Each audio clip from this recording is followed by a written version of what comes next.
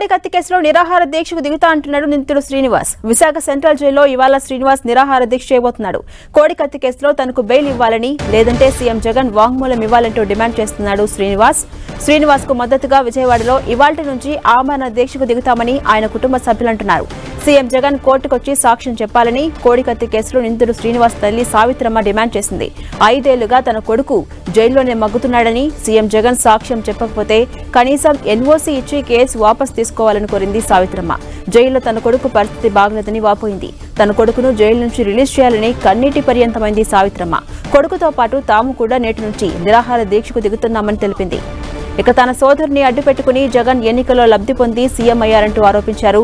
కోడి కత్తి నిందితుడు శ్రీనివాస్ సోదరుడు సుబ్బరాజు దళితుడైన తన సోదరుడిని అన్యాయం జరుగుతోందని వాపోయాడు.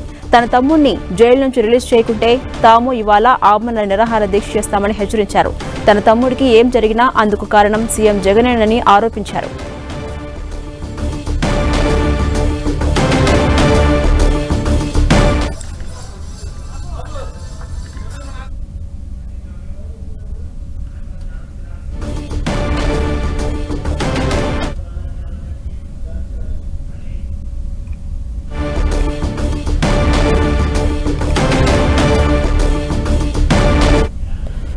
కోడి కత్తి కేసులో నిరాహార దీక్ష దిగుతా అంటున్నాడు శ్రీనివాస్. అలాగే తన కొడుకుని ఎలాగైనా బయటకు విడిపించాలని, లేకుంటే ఆమరణ దీక్షలో పాల్గొంటానని సావిత్రమ్మ వాపోతున్నారు. దీనికి సంబంధించి మరింత సమాచారం మా ప్రతినిధి రవిచంద్ అందిస్తారు. రవిచంద్, వైఎస్ జగన్మోహన్ రెడ్డి మీద విశాఖ ఎయిర్పోర్ట్ లో జరిగినటువంటి కోడి కత్తితో దాడి కేసు ఏదైతే ఉందో దాంట్లో నిందితుడిగా ఉన్నటువంటి శ్రీనివాస్ అతను ఇప్పటి వరకు కూడాను జైల్లోనే మగ్గుతా ఉన్నాడు.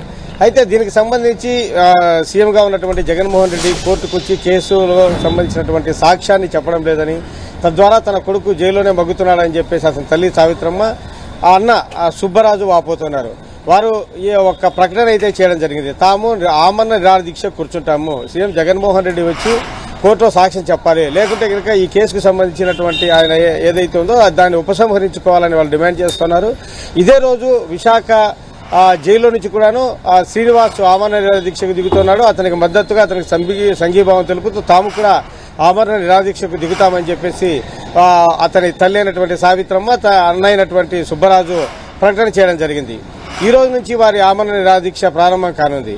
అయితే ముందుగా ఈ కనకదుర్గ టెంపుల్కి వచ్చి ఇక్కడ దర్శనం చేసుకుని ఆ పిదప ఆమరణ నిరాహార దీక్షకు దిగుతామని చెప్పేసి వాళ్ళు ప్రకటన చేయడం జరిగింది. దీనితో వారి పోలీసులు అరెస్ట్ చేస్తారన్నటువంటి అనుమానం కూడా సర్వత్రా వ్యక్తం అవుతా ఉంది.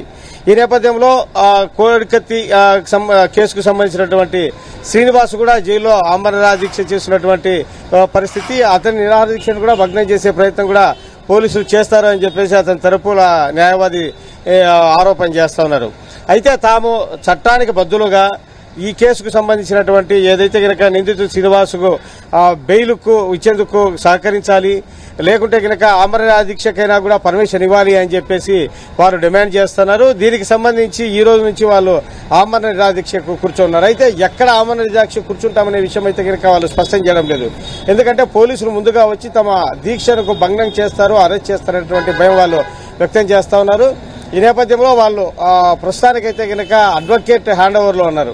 వాళ్ళు మరి కాసేపట్లో పోలీసుల నుంచి పర్మిషన్ వచ్చిన వెంటనే దానికి సంబంధించినటువంటి నిరాహార దీక్షకు దిగుతామని చెప్తున్నారు.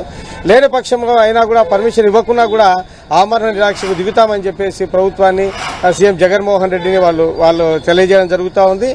ఆమరణ దీక్షకు పోలీసు ఎట్టి పరిస్థితుల్లో తమకు పర్మిషన్ ఇవ్వాలి, లేకుంటే సీఎం జగన్మోహన్ రెడ్డి కోర్టుకు వచ్చి సాక్ష్యం చెప్పాలని కోరుతా ఉన్నారు. అంతేకాకుండా సీఎం జగన్మోహన్ రెడ్డి ఇదే కేసుకు సంబంధించి ఎన్ఐఏకి సంబంధించినటువంటి దర్యాప్తు సరిగా జరగడం లేదు, దాంట్లో చాలా లోపాలున్నాయి కాబట్టి దానికి సంబంధించినటువంటి లోతుగా విచారణ చేయాలని చెప్పేసి మరొక పిటిషన్ హైకోర్టులో వేసిన నేపథ్యం కాబట్టి దానికి సంబంధించిన విచారణ కూడా హైకోర్టులో జరుగుతూ ఉంది. కాబట్టి దీనికి సంబంధించి కూడా వాళ్ళు డిమాండ్ చేయడం జరుగుతుంది. కేసులను ఉపసంహరించుకొని నిందితుడు శ్రీనివాస్ బెయిల్పై రావడానికి సహకరించాలని చెప్పేసి వాళ్ళు డిమాండ్ చేయడం జరుగుతూ ఉంది.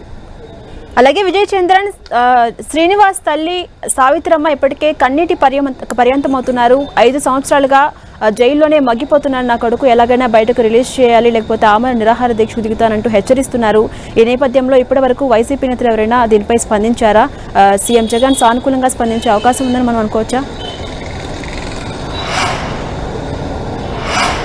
ఈ కేసుకు సంబంధించి చూస్తే కనుక వైసీపీ లీడర్లు కానీ సీఎం జగన్మోహన్ రెడ్డి కానీ అతని తరపు అడ్వకేట్లు కానీ ఏమాత్రం స్పందించినటువంటి పరిస్థితి. దీంట్లో ఒక కుట్రకోణం దాగి ఉంది. తన కుమారుడు అమాయకుడు అని చెప్పేసి అతని తల్లి సావిత్రమ్మ వాపోతా ఉంది. ఇదంతా కూడాను తన కొడుకును అన్యాయంగా ఇరికించారు అని చెప్పేసి ఆమె ఆరోపణలు చేస్తా ఉన్నారు. ఇదంతా కూడాను కొడుకు ఏదైతే కనుక కోడికత్తితో జగన్మోహన్ రెడ్డి మీద దాడి చేశారని చెప్పేసి ఆరోపింపబడిన కేసు ఏదైతే ఉందో ఆ కేసు ద్వారా సీఎం జగన్మోహన్ రెడ్డి సానుభూతి పొంది లబ్ధి పొందాడు.